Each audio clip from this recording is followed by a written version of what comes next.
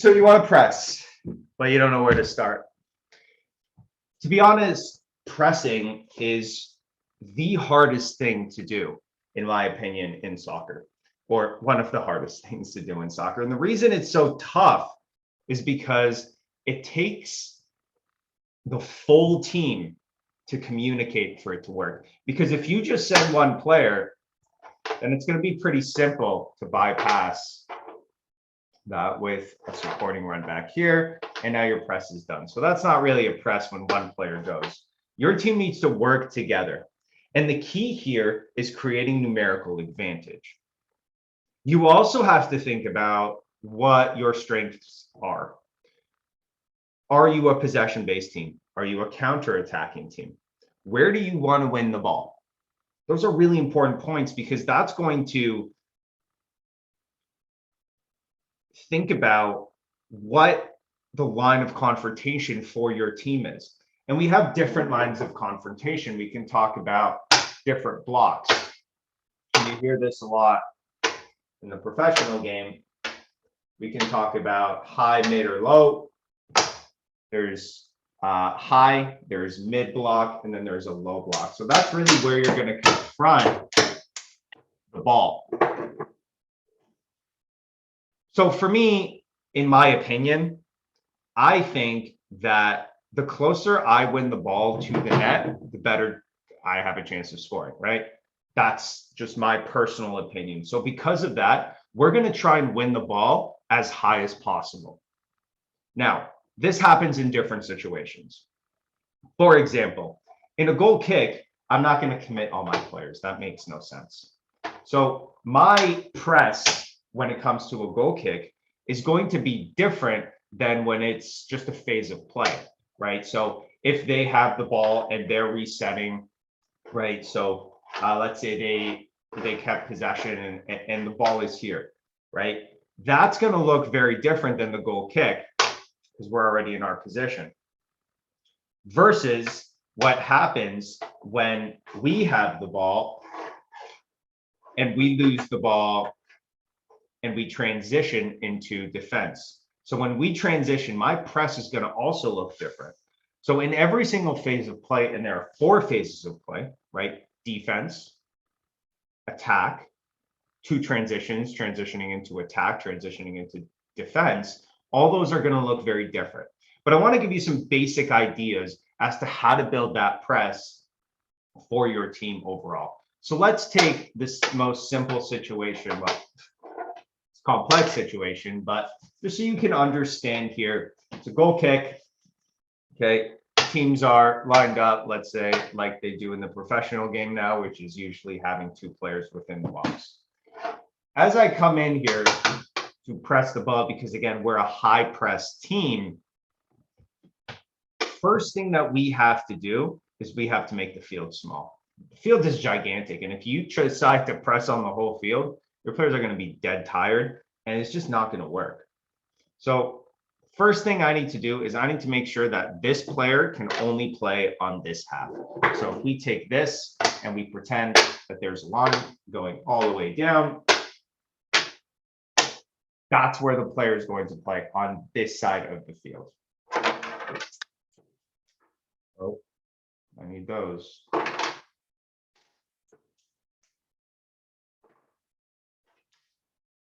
And the way that I do that is pretty simple.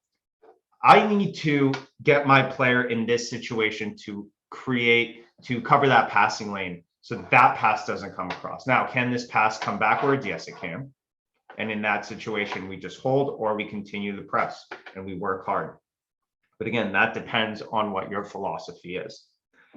Now, this player has space. And as I always tell my players, you need to, whenever you have space, you dribble up. As soon as this happens, the press is on, in my opinion, because what I've done now is I've been able to cut off that side and I've been able to cut off a backwards pass because I'm coming in from here. If he turns, then he's going to be in trouble, or she. Now, as I catch up, we can start to do different things. We can bring players over. Why? Because we are playing on this half. So this player being there, that's not going to help anyone. So we're going to bring that player into the middle to cover this middle player. What that's going to do is that's going to release this player here. Now we can start to see our advantages. We can start to already see a 2 against 3. But let's take it a step further. If I can now take away this player as well and bring this player in, we now have a situation where it's a 4 against 2 and they're in trouble, right? And this is how we start to close it off. Just like that. And that's a press. We are pressing them together. We are cutting off passing lanes, and now we are forcing them into a situation that they're uncomfortable with. To get out of this, he would probably reset, and that will trigger us to reset as well. And depending on your line of confrontation, you can either have your forward press high, and if we are, sorry, in this situation,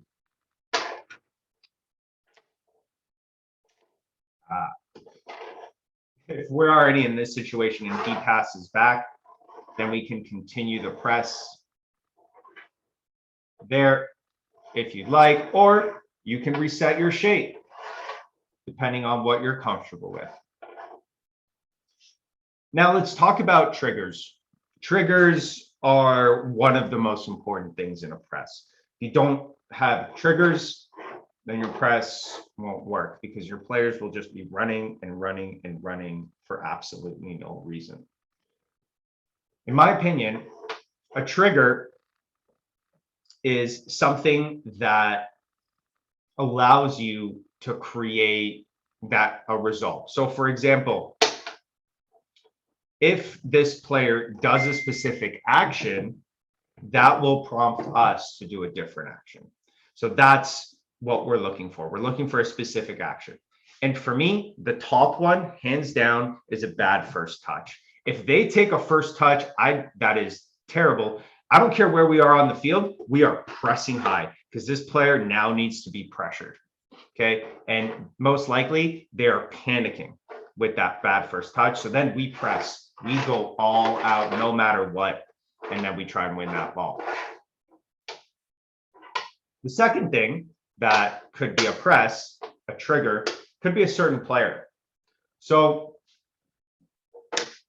when that happened.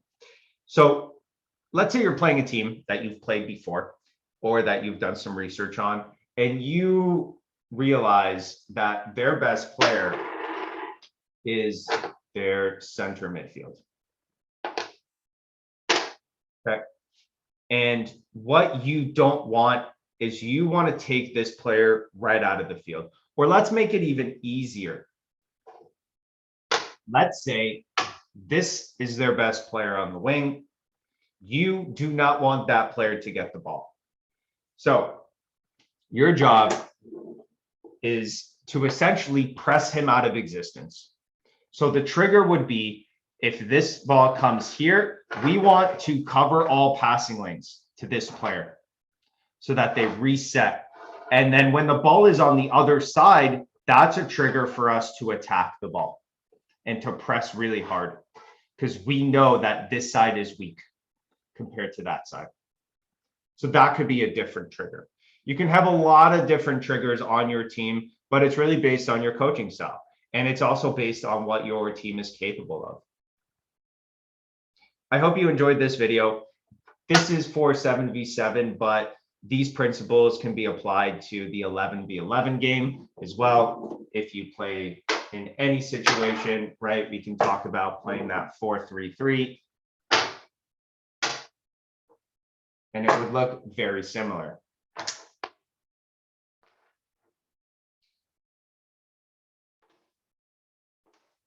Right?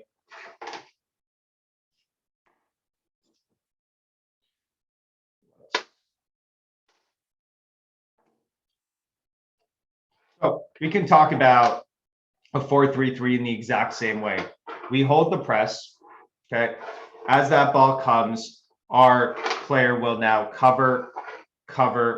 We can push up our attacking mid, cover, and now we're forcing them to play in one direction. We can talk about this. And then this is usually what happens. This player would shift up. And now, again, we've created a numerical advantage. So it's the same principle, right? Get them one side, create an advantage. I hope you enjoyed this video. If you did, please subscribe the button, push the subscribe button, press the like button. Also, I have a soccer podcast called Coaching Soccer Weekly. You can find it on all the major podcasts, Spotify, Stitcher, iTunes, all those great things. But I will see you on the next video. Thanks so much.